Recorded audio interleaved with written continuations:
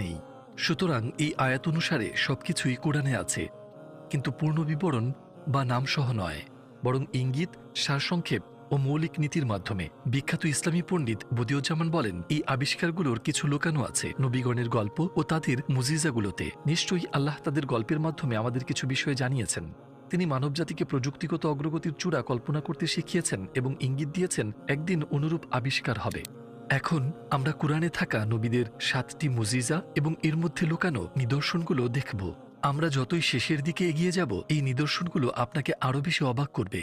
সূরা আন-নামলের 38 থেকে 40 নম্বর আয়াতে সত্যি একটি আকর্ষণীয় ঘটনার বর্ণনা রয়েছে। আয়াত অনুসারে সুলাইমান আলাইহিসসালাম সেবার রানীর সিংহাসন চান, যা তার কাছে খুব দূরবর্তী একটি দেশ থেকে আনা হবে। পবিত্র কিতাবের জ্ঞান থাকা একজন বলেন তিনি চোখের পলকে তা আনতে পারবেন, এবং সাথে সাথেই সিংহাসন সুলাইমান আলাইহিসসালামের সামনে হাজির হয়। সুতরাং ইয়েমেনে থাকা সিংহাসন